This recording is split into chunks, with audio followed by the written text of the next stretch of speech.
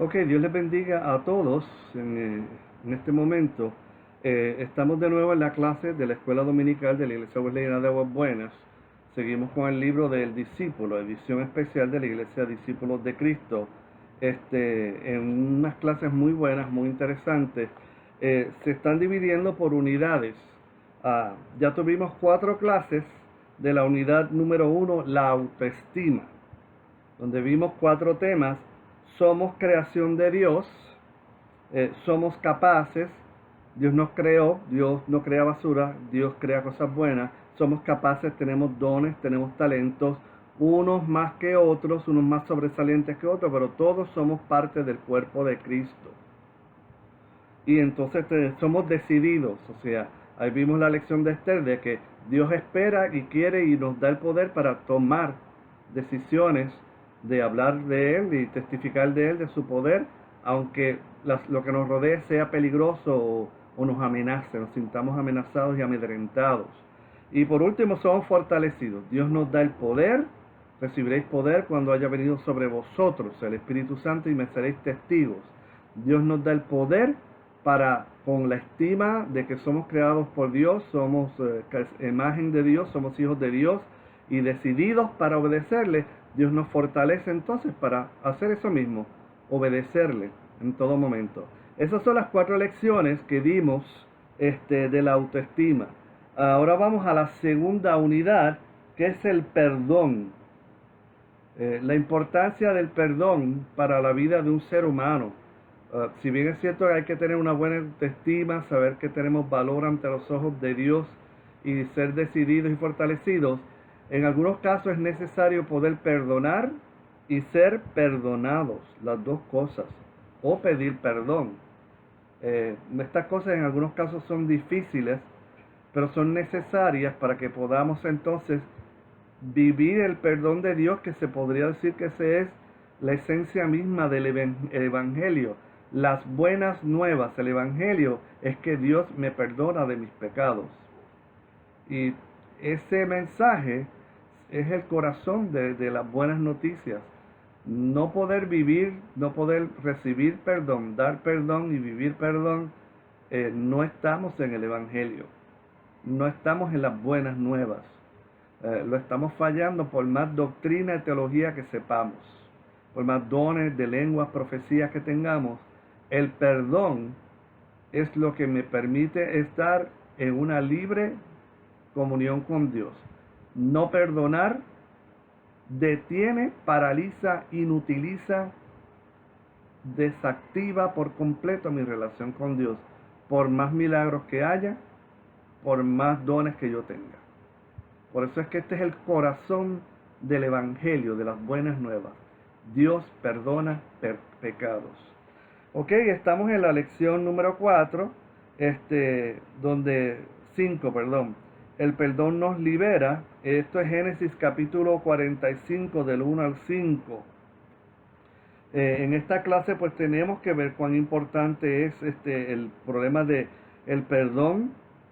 Muchas veces esto es más difícil cuando es entre familia. Todos estamos conscientes de los problemas familiares que ocurren y de cómo a veces por la herencia hermanos dejan de hablarse con hermanos, por problemas familiares, hermanos, primos, tíos dejan de hablarse para siempre. Y entonces el perdón es el único elemento que puede sanar todo esto. Aquí vamos a ver 3 palabras claves. Contenerse. Cuando uno pues puede controlarse a uno mismo, eso se llama templanza en la Biblia. Los frutos del Espíritu, o sea, es templanza, ese es uno de ellos. La capacidad de controlarse y entonces poder dejar que tú controles tus emociones y no que tus emociones te controlen a ti.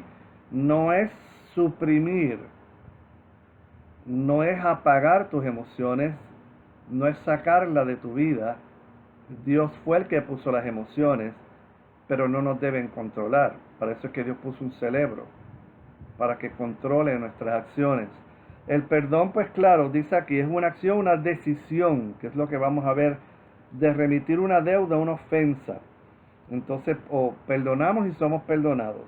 En la palabra turbados, que lo vamos a ver aquí en la palabra, es cuando estamos aterrorizados, atemorizados y llegamos a un punto de parálisis donde no sabemos qué hacer, de nada. Estar turbado y significa estoy confundido y ¿qué hago? Digo, no digo, hablo, no hablo, me voy, me quedo. Uno se frisa, congela ante esas circunstancias. Vemos el pasaje de Génesis 45 del 1 al 15. En este pasaje, pues ustedes saben que es cuando José finalmente se revela a sus hermanos. Después que ellos han venido, los ha encarcelado, les exige que traigan a Benjamín, los traen, finalmente ahí ya no puede contenerse más y explota en llanto, en gritos. Eso lo vamos a ver más adelante. ¿Por qué? Porque llegó el momento de que se manifieste completamente el perdón. Una persona que perdona, ese perdón te lleva hacia la sanidad interior, hacia ese daño que se ha hecho en la mente, en el alma, en el corazón, en la vida de un ser humano. El perdón es por excelencia la herramienta que Dios permite que tú utilices. Dios te la ofrece, pero la tienes que utilizar tú para sanarte, para que Dios te pueda sanar. Si tú no perdonas, Dios no te puede sanar. Dios tiene todo poder, pero tu falta de perdón no permite el poder de Dios en tu vida de sanidad, no lo va a permitir. Por más dones, talentos, capacidades, todo lo que tú quieras decir. Si no hay perdón, no hay sanidad. Y esto es lo que está diciendo aquí, ¿ves? Es una decisión. El perdón no sale fácil. Tú tienes que querer hacerlo aunque no lo quieras.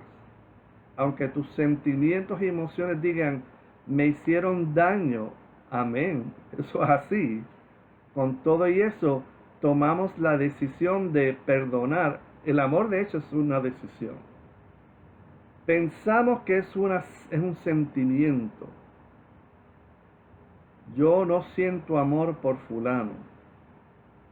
Y pensamos que es solamente un sentimiento cuando en realidad es una decisión.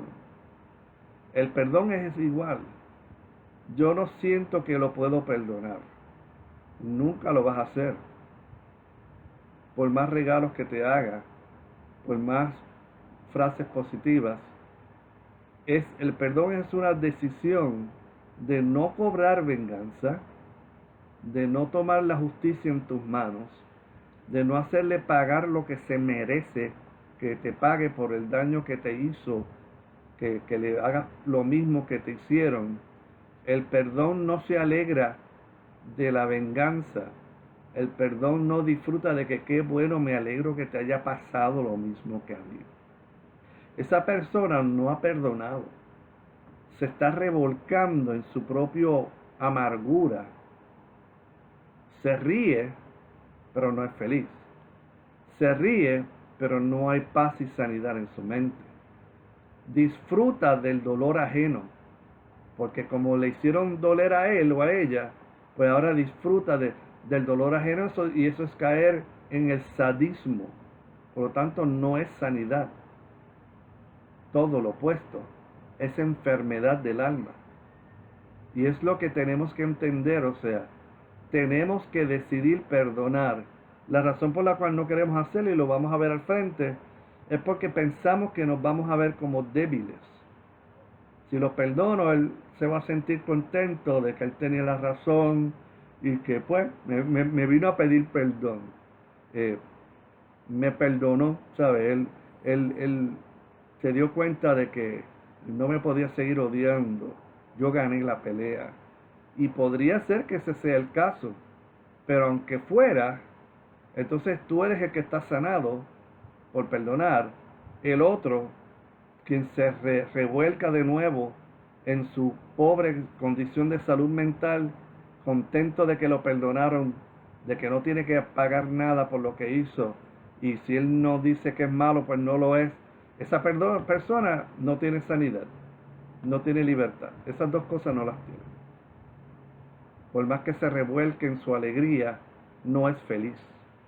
Estar alegre, sonriente, ja, ja, ja, ja, ja, pero no tiene gozo, no puede serlo. Así como el que no perdona y se alegra en el dolor ajeno y se ríe, qué bueno que te pasara eso, no tiene gozo, no hay felicidad en su alma, no puede serlo, es imposible. El perdón es lo único que permite que el río corra y haya sanidad. La falta de perdón es un río estancado, que apesta, después de un tiempo se estancan las aguas. Tiene que correr para que haya vida, para que fluya la vida de Dios. La palabra es clara en esto.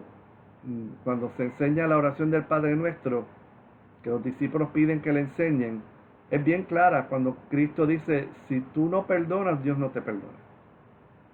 Si tú no perdonas, se estancan las aguas y se pudre. Si tú perdonas, el río corre. Entonces entran las aguas salutíferas de Dios y te sanan. A veces esto toma tiempo. No es un evento, no es un momento que uno dice, lo perdono ya. Quisiéramos que fuera siempre así de fácil. Pero a veces toma tiempo perdonar. Hijos que han sido maltratados por los padres, los dos a veces, padre y madre, toma tiempo que esa piedra se convierta en un corazón de carne. Eso lo hace Dios. Perdonar es un ejercicio de ambas direcciones. Yo perdono y tengo que buscar que me perdonen. Y tengo que aceptar ser perdonado.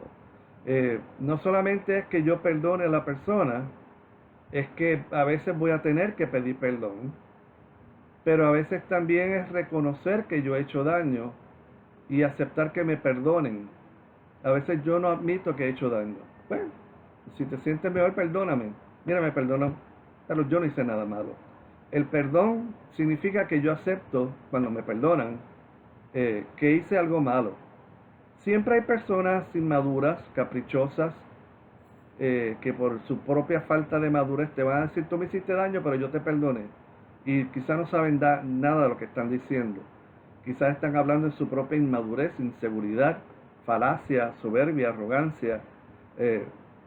Y en realidad no hay nada que perdonar, ni nada.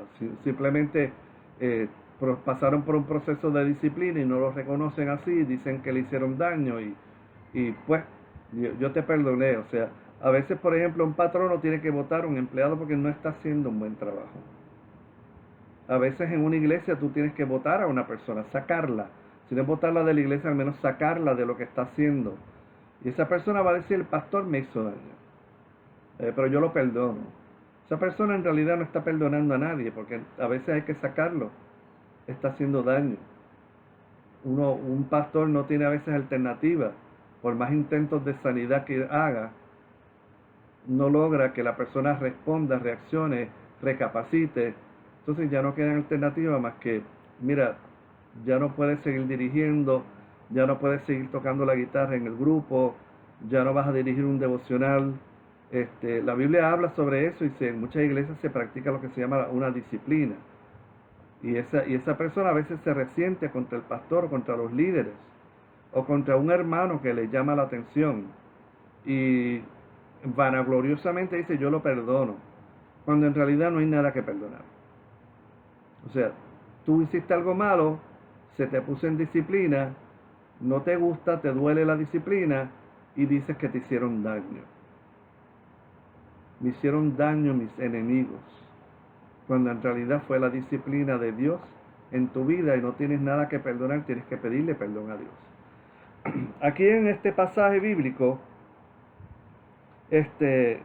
vemos en Génesis 45, 1 al 5, cómo José se enfrenta a los hermanos. Este pasaje claramente revela que José tenía un torbellino de emociones. O sea, él estaba haciendo unas cosas y había unas razones para hacerlo.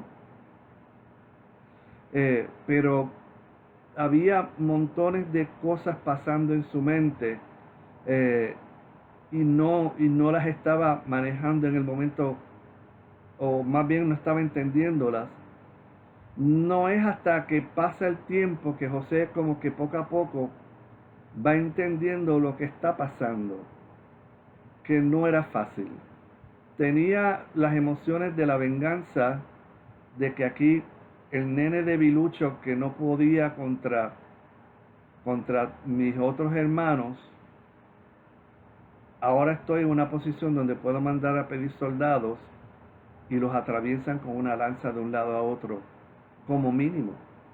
O sea, tengo el poder de la venganza. Yo lo llamaría justicia. Pero al mismo tiempo, había algo en él que le decía, estos son mis hermanos, los hijos de mi padre a quien yo amo. Ahora estamos todos juntos. Y ahí tienes que hacer preguntas. ¿Por qué? ¿Por qué si ya ese pasado había desaparecido? Porque si ya yo tengo dos hijos acá y les puse nombre de que Dios quitó mi dolor, ahora me ha dado bendición, ahora Dios me va a dar prosperidad. Mira dónde llegué. Soy el segundo hombre más poderoso de todo Egipto.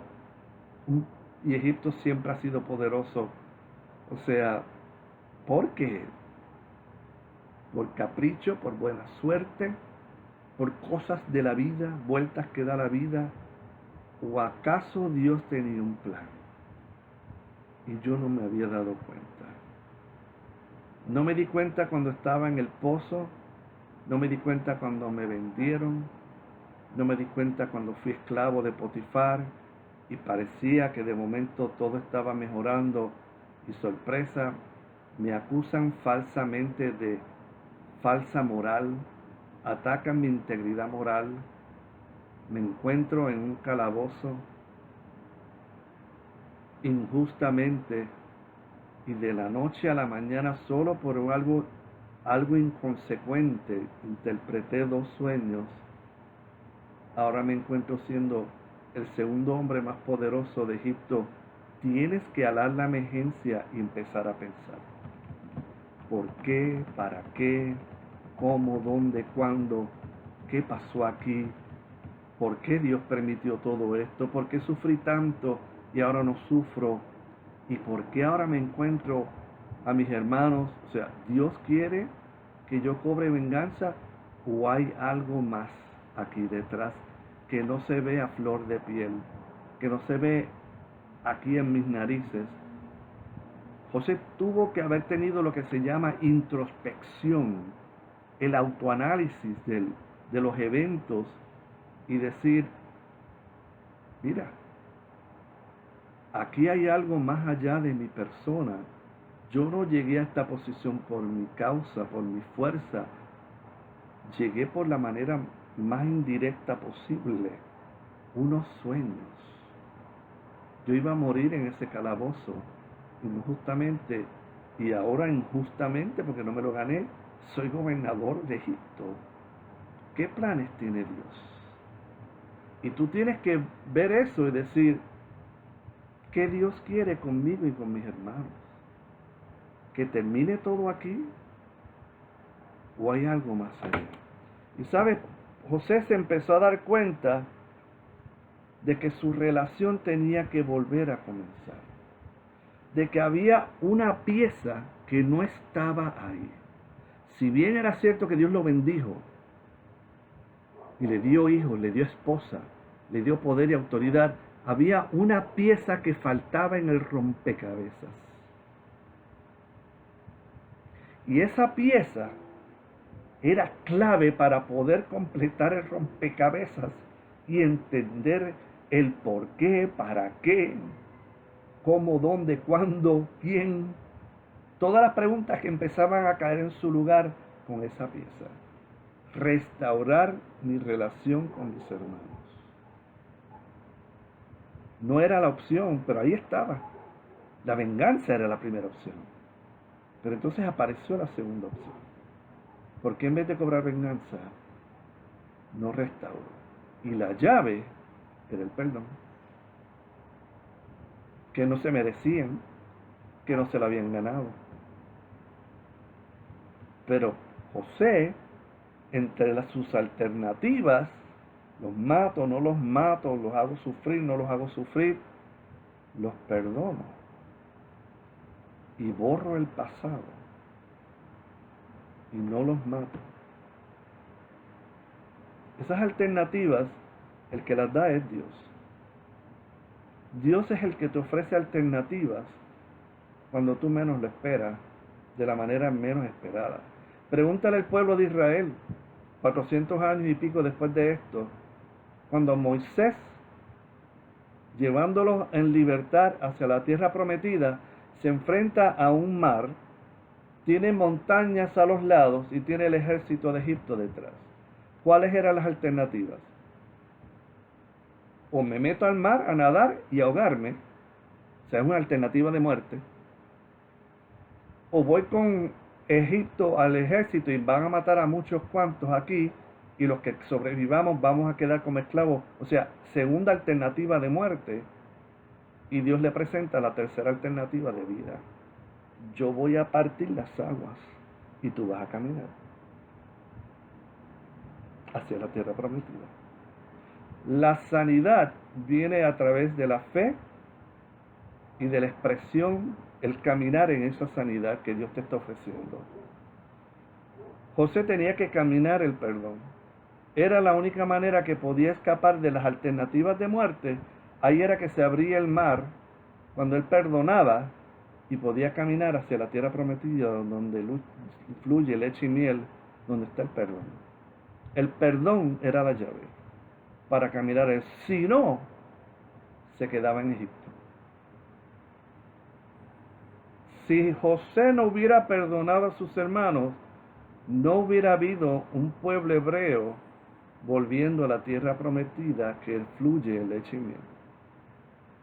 Mira la profundidad del perdón de José, que no era solamente restablecer su relación y ver a su papá, era preparar el camino para que ese pueblo volviera a la tierra prometida con un acto de liberación. Esa era la profundidad. Él no lo entendía en ese momento, él no sabía eso. En ese momento solamente estaba las alternativas: o cobro venganza, mato, o sigo mi odio, mi rencor, o perdón. Y restablezco relaciones de sanidad para mi alma, para mi mente, para mi esposa, para mis hijos, para mis hermanos, para mis padres. O sea, eso es lo que logra el perdón. Sana, liberta, restaura y prepara el terreno hacia milagros en el futuro, que nosotros no tenemos idea sobre ellos. Cuando por fin José se revela a sus hermanos, hay que tener los pantalones bien puestos para esto. Y les dice: mira, yo soy tu hermano, su hermano, el que vendieron en Egipto, ¿se recuerdan? Pero Dios me trajo aquí ahora para protegerlos. De hecho, la palabra nos dice en ese pasaje que él les dice a ellos: no os entristezcáis. Esas son palabras de sanidad. O sea, no se pongan tristes. José sabía por qué estaba ahí, porque cuando finalmente muere su padre, Jacob, los hermanos dijeron: pues porque papi murió, ahora sí. Mientras papá estaba vivo, ahora no nos hacía nada, porque éramos sus hijos. Y él no quería darle dolor a su padre. Cuando muere Jacob, los hermanos dicen: ahora nos va a matar. Y Jacob dice: no lo voy a hacer, porque a pesar de que lo que ustedes hicieron fue para mal, Dios lo usó para bien. En realidad no fueron ustedes que me vendieron, fue Dios que estaba en todo momento. Su mano me estuvo llevando dentro de ese pozo. Su mano fue la que me vendió a estos hombres madianitas como esclavos. Su mano fue la que me puso en la casa de Potifar cuando pude haber caído en la casa de cualquier otro maltratante, abusador. Porque la única razón por la cual Potifar no lo mandó a matar ante una acusación de adulterio, de que se trató de aprovechar de su mujer, es porque Potifar por lo visto creía más en José que en su propia mujer. O sea, mira el nivel de gracia que llegó este hombre. la integridad, la verticalidad que él tenía y su testimonio. Y cuando de momento en un aparente caso de injusticia y de misericordia, porque no lo matan y cae en un calabozo, lo menos que José pensaba era si por lo menos pudiera salir vivo de aquí, porque era para morirse ahí, y tratar de vivir otra vida. Si quizás me vendieran a otro hombre, podría ser, pero de ahí sale a la corte de Faraón, a ser el segundo hombre más poderoso. José sabía que algo estaba pasando. Y se dio cuenta que la mano de Dios estaba ahí. Se los dijo, ustedes lo hicieron para maldad, pero Dios estuvo en todo momento en control. Qué difícil es eso. Cuando sufres dolor injusto, cuando te acusan de algo, y eso te crea rabia y enojo y coraje y malestar, ¿quién piensa que Dios está en control? ¿Dónde está mi Dios? ¿Dónde está Dios justificándome ante mis enemigos? Y con todo eso él se dio cuenta. Eso requiere introspección. Tú tienes que sentarte solo y empezar a hablar con Dios y idear que Dios te hable. Y que Dios te abra los ojos y el entendimiento y te diga, mira, yo estuve en control en todo momento, aunque sufriste, aunque padeciste dolor, yo estaba en control, porque yo tenía un plan y tenías que pasar por ese camino. Tenías que pasar por esos espinos, por ese valle de sombra, de muerte. Tenías que pasar para llegar al otro lado donde estaba la luz. Para llegarte a ser gobernador y salvar a mi pueblo escogido, yo tuve que dejar que te pusieran en el pozo, te vendieran como esclavo, sirvieras con Potifar y te acusaran injustamente y cayeras en un calabozo para que te murieras, para que de ahí yo te sacara a ser el hombre más poderoso en Egipto después de Faraón. Fui yo en todo momento. Eso no es fácil de entender. La gran vasta mayoría de nosotros, cuando estamos pasando en tribulaciones, enseguida empezamos a pedir misericordia, enseguida empezamos a pedir, Dios ayúdame. Mira, Padre, esta persona que me está haciendo daño. Algunos nos atrevemos a pedir, Dios, tálalo, tálalo. Nos atrevemos a ser tan descarados, soberbios y arrogantes que pedimos que Dios sácalo de aquí, Señor, castígalo, haz justicia, hazme justicia. Empezamos a pedir eso. Y no nos damos cuenta que la mano de Dios está caminando en otra dirección. Y él lo notó. Y se lo dijo, tranquilo, no se entristezcan, no se llenen de temor. Yo sé que ustedes me hirieron, pero el plan era de Dios, no el de ustedes. Ustedes ni siquiera se dieron cuenta y yo tampoco en ese momento. Pero ahora yo me doy cuenta de que todo esto fue la mano de Dios protegiéndonos. Y mira, pasaron 20 años, todo esto fueron como 20 años en todo este proceso para que José llegara ahí y pudiera perdonar y pudiera decir perdono. Hay personas que pasan 20, 40 años y no perdonan. Y te lo dicen mal dicho. Te dicen, te perdono, pero no lo olvido. Eso no es perdón. Eso no es perdón. Eso es todavía odio, rencor, resentimiento. Es el mismo perro con diferente collar. Y quizás no cierre el puño, pero tampoco quiero verle la cara. Y esa es la situación de lo que es el perdón que se nos pide en la Biblia, que José manifestó. Esto fue una situación bien difícil, porque de verdad José estaba bien joven. Era un jovencito. Se puede decir que estas heridas eran las heridas de un niño. Y las heridas de un niño lo marcan por el resto de su vida.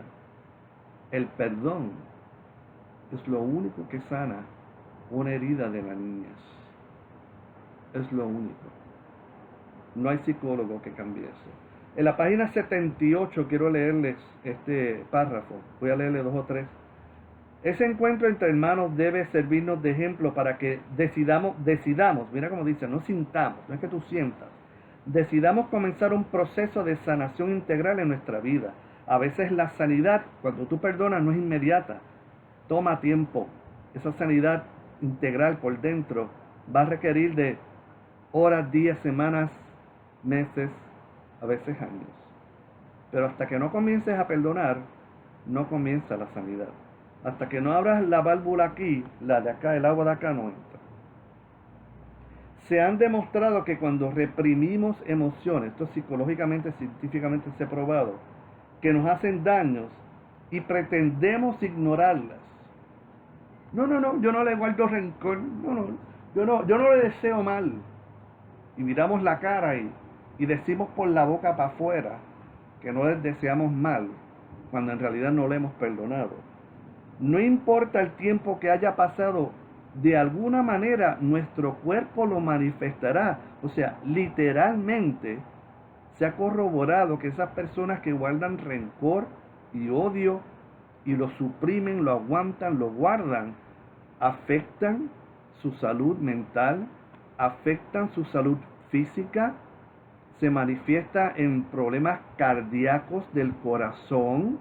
O sea, esas personas padecen del corazón, a veces mueren del corazón, padecen de dolores musculares, padecen de problemas gastrointestinales, que siempre tienen acidez, siempre la comida le cae mal, siempre tienen problemas en los intestinos, diarrea, aquello le cae mal, tienen diarrea, aquello que le cayó bien hoy, mañana le cae mal.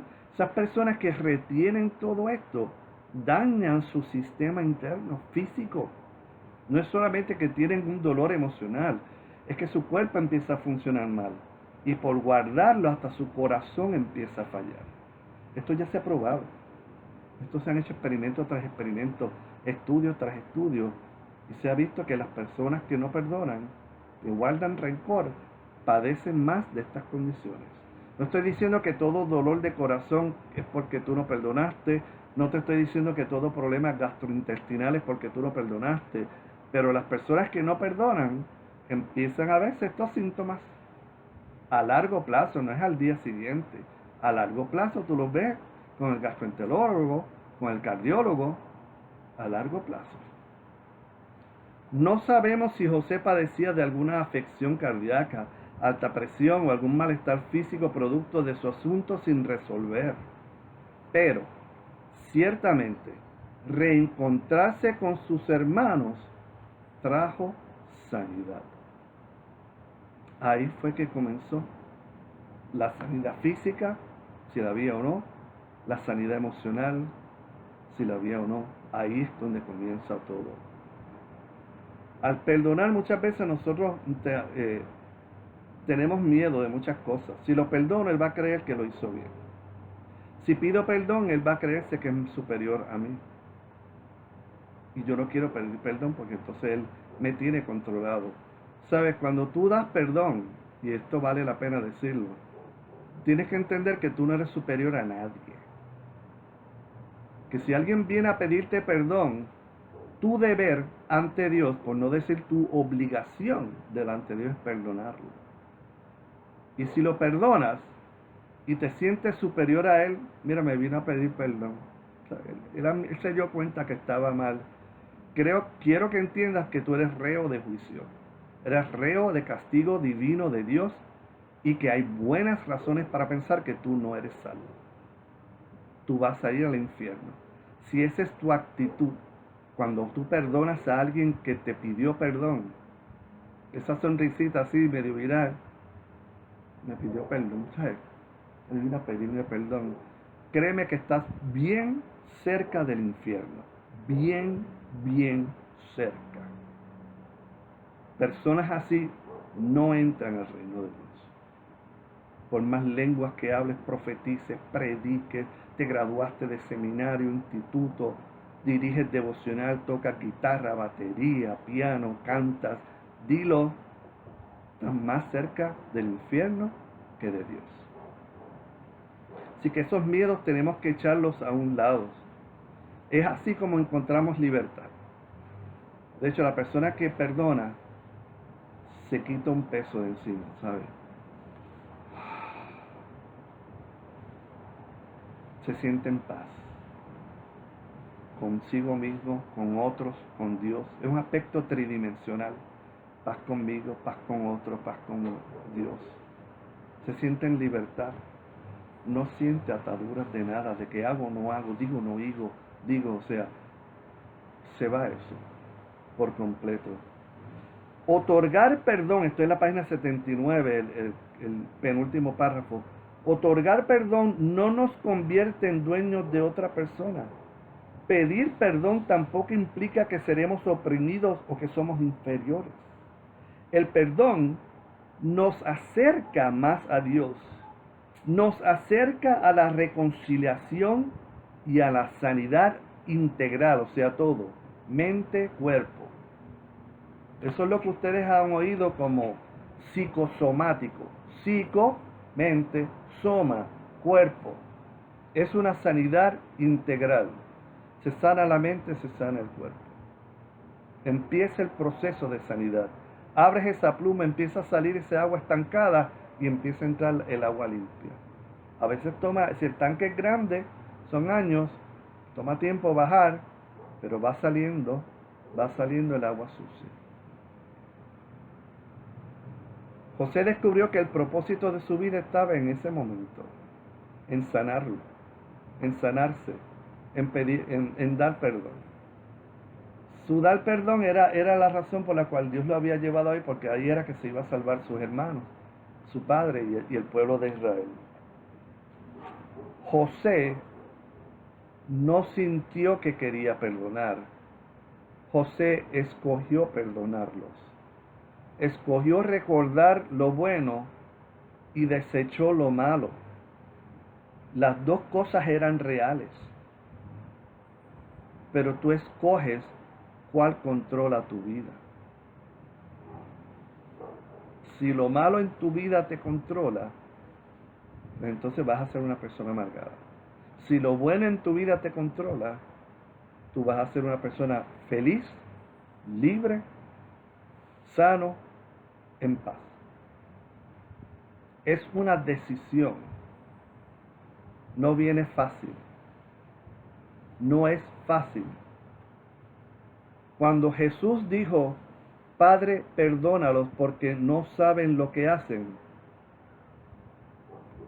lo dijo con una espalda mutilada, desgarrada, ensangrentada.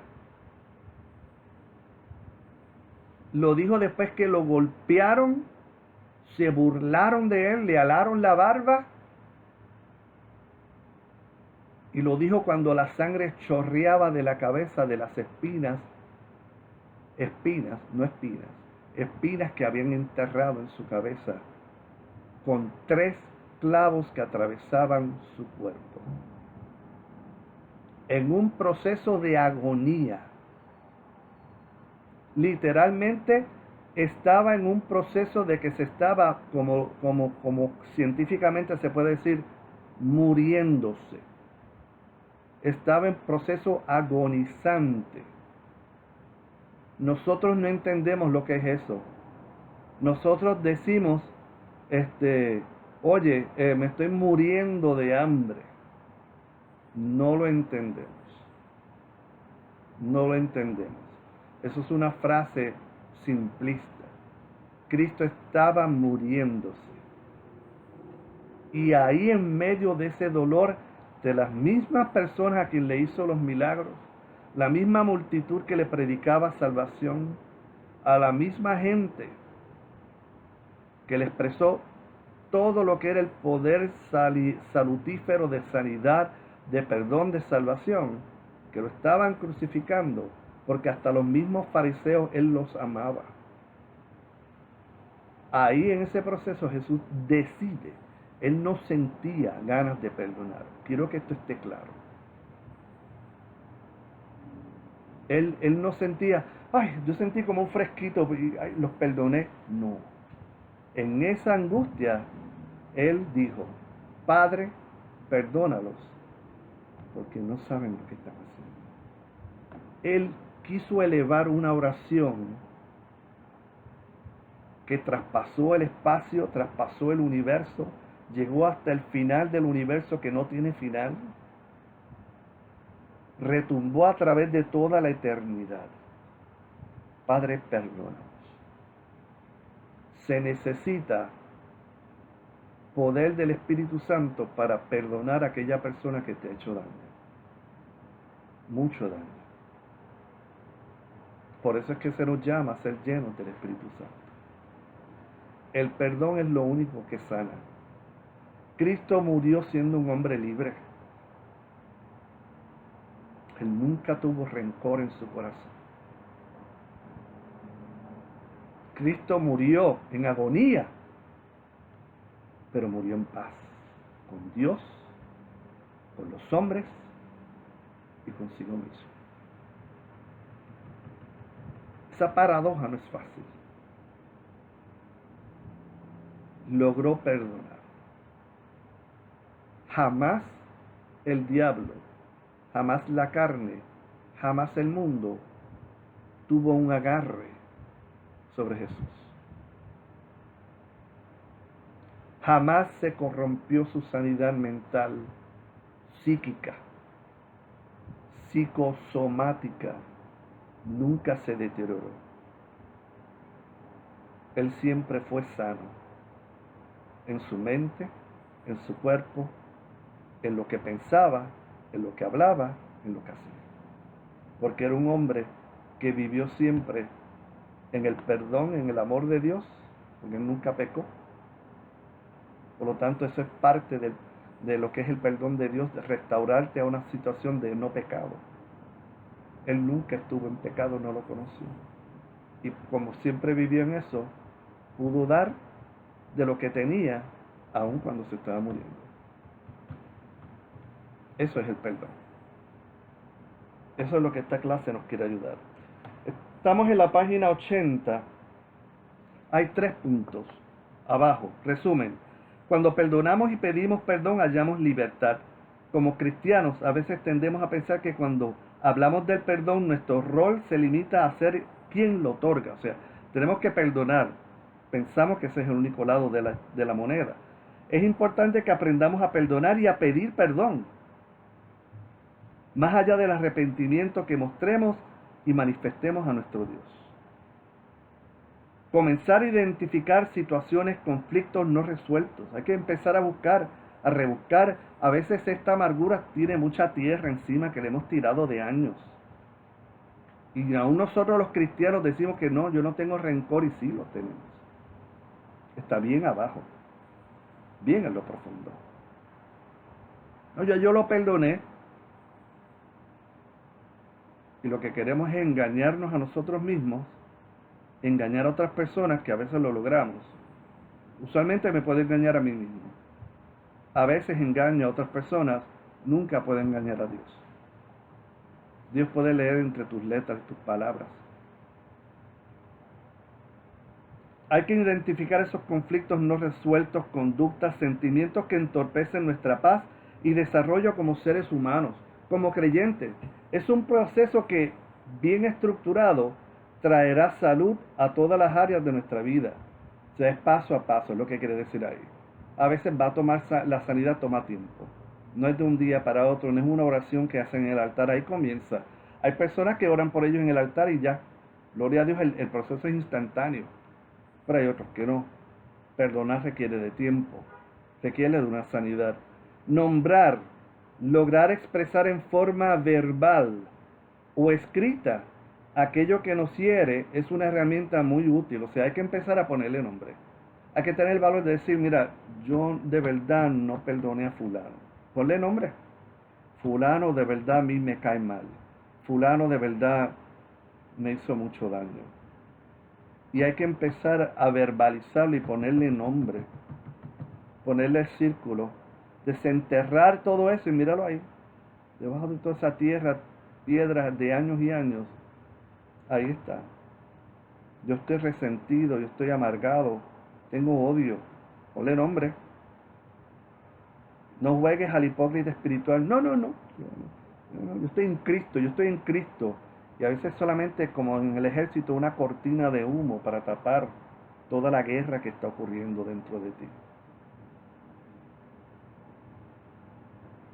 No debemos dejar que eso ocurra.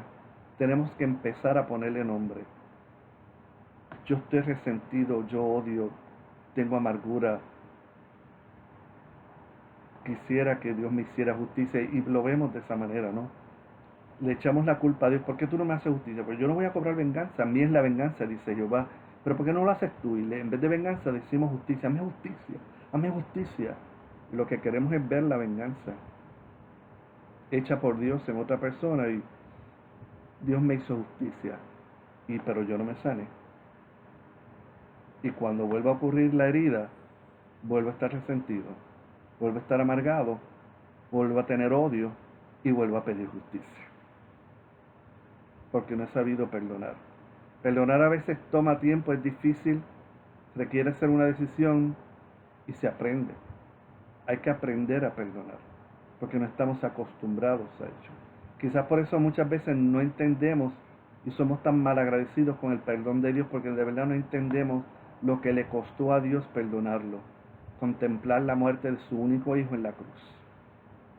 Fue lo que le costó a Dios perdonarnos a nosotros, porque al fin y a la postre, si entendemos lo que la Biblia enseña, si entendemos lo que es doctrina, la culpa de que Cristo fuera a la cruz fue mía. Yo tuve la culpa. Yo fui el que crucifiqué a Cristo. Yo fui el que llevó a Cristo a la cruz. Fue mi culpa y tengo que pedir perdón. Aquí en este libro, llegamos a la página 82, por favor. Si no lo quieres escribir ahí, escríbelo en un papel y después lo botas. Que nadie lo lea. Escribe el nombre de las personas que tú necesitas perdonar. ¿Cuál fue la situación? ¿Qué fue lo que te hizo? ¿O qué fue lo que no te hizo? ¿O qué fue que pasó con aquel primo, hermano, que no cuidó bien a tu mamá o tu papá? ¿O que le hizo una trastada a tu hijo? Ese vecino, que cuando fuiste a hablar con él, le echó la culpa a tu hijo. Yo tuve esa situación.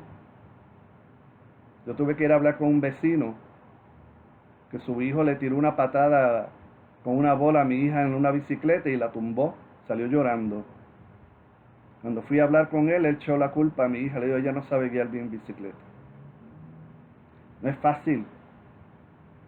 Y Dios lo que pide es claro, o lo perdonas o yo no te perdono. Así de sencillo, así de difícil. Nombre la situación, cuál es mi sentimiento. Ponle nombre, odio, rencor, resentimiento. No lo odio, si lo odias. Yo no tengo nada contra él si lo tienes. Yo no le deseo mal, sí, pero tampoco le está pidiendo que Dios lo bendiga. Exacto, ¿verdad? O sea, nos creemos que somos neutrales cuando en realidad somos parciales. Y lo último, acción, ¿qué voy a hacer? En algunos casos va a requerir que yo le pida perdón a alguien por algo que hizo. En otra ocasión va a requerir que yo perdone a esa persona, sea que esté viva o no. A veces hay que perdonar gente que murió, pero todavía le guardo rencor por lo que me hizo. Vas a tener que pedir perdón a Dios y perdonar a esa persona. O ir a una persona y pedírsela. O simplemente pues pedir a Dios perdón para que tú puedas seguir adelante y estar arrepentido. Perdonar a alguien para que no haya nada en tu sistema.